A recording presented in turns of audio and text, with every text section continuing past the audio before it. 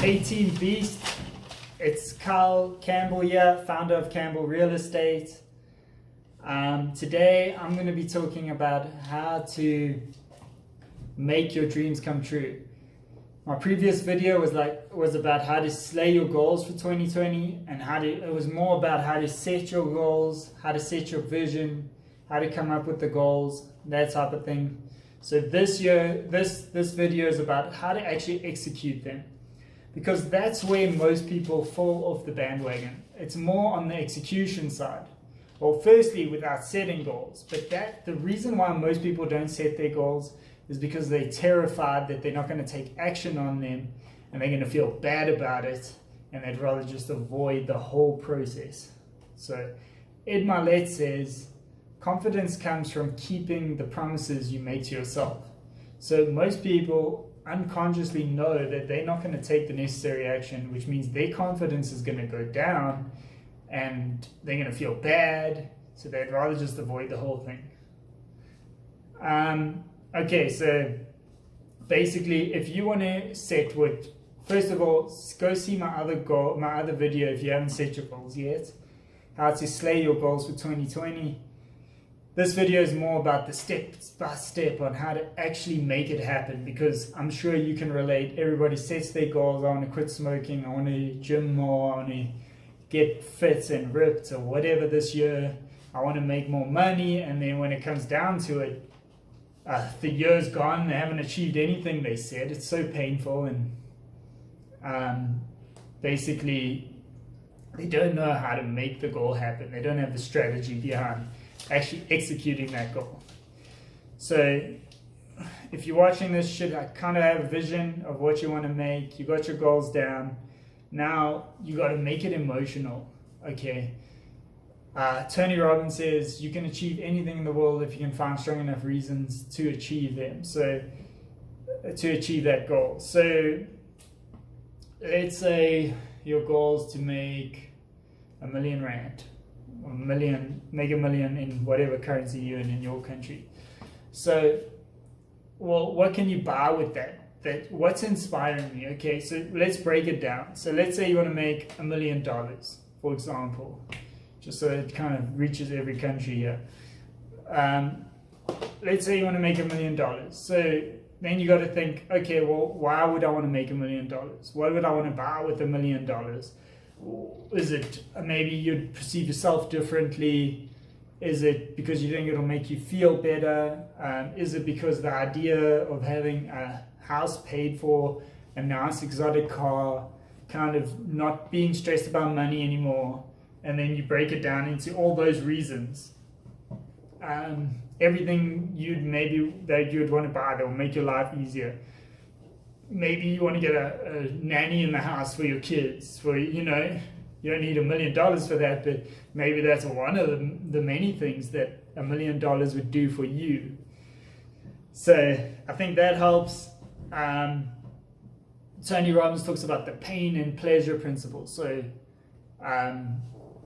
if you associate more pain than you do pleasure to something, to a certain action or goal or whatever, you're not going to take action. So you want to, by setting these whys, you're associating more and more pleasure to achieving that goal, which is going to motivate you and make you want to take action long term, rather than I just want to make $1 million and a week later you've kind of forgotten about it and stop taking action. Okay, so once you got those goals in place, the next step is you got to kind of have an action plan. So there's not much about this online. Like, it's kind of like set your goals and whatever, and then it kind of ends there. Create your vision, law of attraction, vibration, and then no follow through. So this is the most important part. And most successful business owners that you talk to, they say, ideas are a dime a dozen, but execution is everything. And the same thing applies with your goals. If you want to achieve your goals, you got to have a plan of execution. So first of all, set exactly what you think you would have to do in order to make $1 million or get that body that you want. Set that goal. Don't just have it as the outcome goal. It's good to have the outcome goal, and then you got to have the action goal. So Exactly. So if you don't achieve your goal at the end of the year, you can look at it and say, look, where did I go wrong? Was it the outcome? Did I take action on all my items and I didn't get the outcome? Or did I fail to actually execute the action items? So you write down, okay, what's it going to take? Let's say your goal is to get fit. I'm going to use that example now. I want to be ripped and weigh this amount on the scale and have a six-pack. If you want to achieve that, okay, so what goals do I need to take? What exact action steps would it take to do that? And then review that every day. Got to review your action items every day and make sure that you are taking action toward them. Almost create like a checklist as well. And then you want to set goals weekly, daily, weekly, monthly, quarterly, and then your goal is probably for the year. And then you can constantly want to measure it and review it. They say the more you review your goal, the higher the likelihood of you actually achieving it. Okay, let me just check my list here if there's anything else I missed.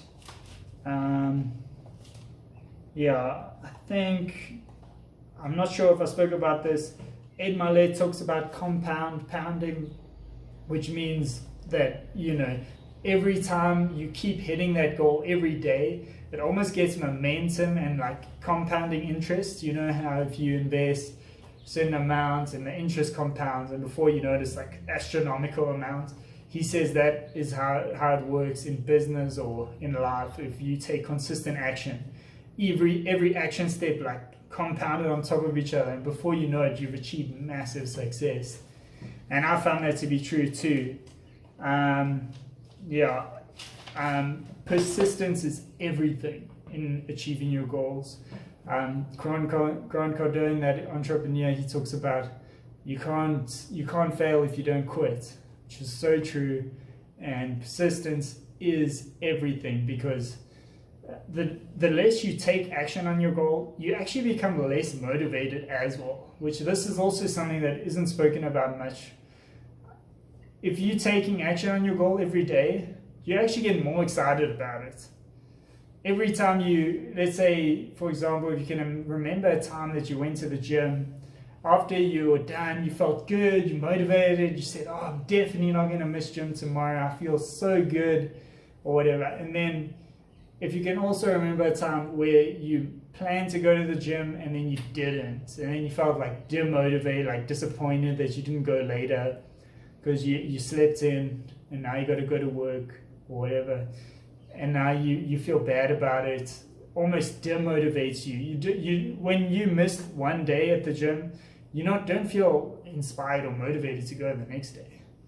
So that's also a huge one that most people don't realize. So the more action you take towards your goals, the more you inflate your own motivation to achieve them. And that's how the spiral effects happens, where you actually can be in an upward spiral or a downward spiral. So the more that you take action towards your goals, you create that upward spiral every time you hit something. And also, if you hit success in one area of your life, let's say in the gym, it tends to flow over to other areas, finances, family, because now you feel good, you're healthier, now you treat your family better, you do a better job, more productive at work, and almost creates that upward spiral. So I hope that helps. That's my video on how to make your goals happen for 2020, rather than just hit a one on setting goals. Setting goals is really important though. I think I forgot to quote this study, which is quoted in like every goal setting workshop, but I'll say it again because it's so good. They did a study in university, I can't even remember which university it was in America, but they did a study where they did a whole survey on people and followed up with them for like 30 years. And basically they asked them to fill out a whole lot of questions. And one of the questions that stood out was, do you have written goals? And only 3% of them had written goals for what they're going to do after they graduate. And the 3% that had written goals had a higher net worth than the other 97% of the people there. And they said that they were happier and healthier and so on, but that's not as measurable. The 3% that wrote down their goals had a higher net worth than the other 97% combined. I'm repeating this because it's so insane and so powerful. I mean, if that doesn't justify setting goals and taking action on them, I don't know what I can tell you. So anyways, thank you so much for watching. If you like this kind of content, please hit the like button. It helps my channel. And also subscribe for more content like this.